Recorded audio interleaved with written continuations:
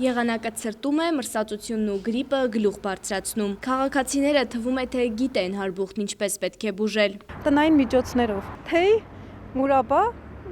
ինչպես բոլորը սովորական։ Մալինայով տենց։ Եթե չի օգնում, ուժը անցնում ենք դեղերին։ Ես շատ հազվադեպ եմ հիվանդանում հարբուխով, ես ինքս ինձ բուժում եմ անմիջապես ու ծանր երբեք չեմ հիվանդացել։ Ինչ միջոցներով եք բուժում ինքներդ։ Ես հիմնականում մալինայով թեյ եմ խմում։ Բնական միջոցներով ավելի խոտաբույսերով, թեյերով, չգիտեմ, ողողումներով։ Հիմնականում ինքնաբուժում, Այ ո՞նց եք իրականում։ թեյերով,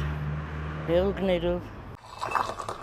Թեյերը, մուրաբաներն ու թուրմերը լավագույն լուծումն են մրսածության դեմ պայքարում։ Քաղաքացին վիտամիններ պետք է միշտ օգտագործի։ Բժիշկն առանձնացնում է այն առաջնային անելիքները, որոնց մարդը պետք է հետևի սկզբնական շրջանում, հիվանդությունը չբարդացնելու համար։ Սկզբնական փուլում իհարկե թեյեր, լիմոնով, մալինայով կարող ենք օգտագործել, շատ հեղուկներ, մրգեր, որոնք վիտամինների աղբյուր են հանդիսանում, որը որ կարող է կանխել։ Կոկորդում ցավերի ժամանակ ողողումներ առաջ կատարել տանը, բայց դեղորայքի ընտրության հարցում պետքա միշտ դիմել բժշկի։ Շատ քաղաքացիներ կարևորելով սեփական առողջությունը առաջնային են համարում միանգամից դիմել բժշկի։ Նշում են, առանց մասնագետի ցուցման ոչինչ չեն օգտագործում։ Առաջինը խորհրդատվություն բժշկու հետ։ Գնում ենք բժշկի, բժիշկը նշանակումներ է կատարում,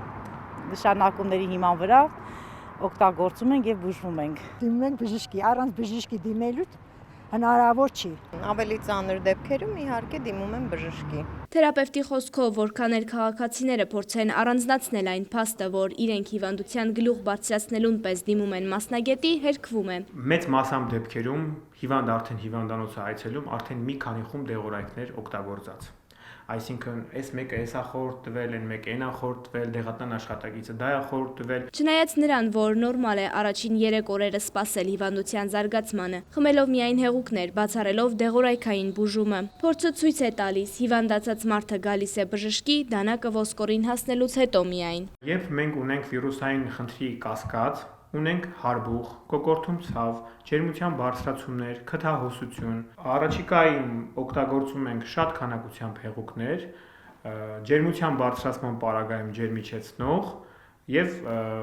սպասում ենք առաջին 3 օրերը։ Եթե 3 օրերի ընթացքում գանգատների հարաճում է տեղի ունենում, սկսում է միանալ հազ, սկսում է միանալ խորխարտադրություն, գլխացավեր, մկանային թուլություն, այս պարագայում արդեն պետք է դիմել համապատասխան մասնագետի։ Բժիշկները նախազգուշացնում են, առանց ճիշտ ախտորոշման վերցրած դեղերը ոչ թե կարող են օգնել, այլ հակառակը վնասել առողջությանը։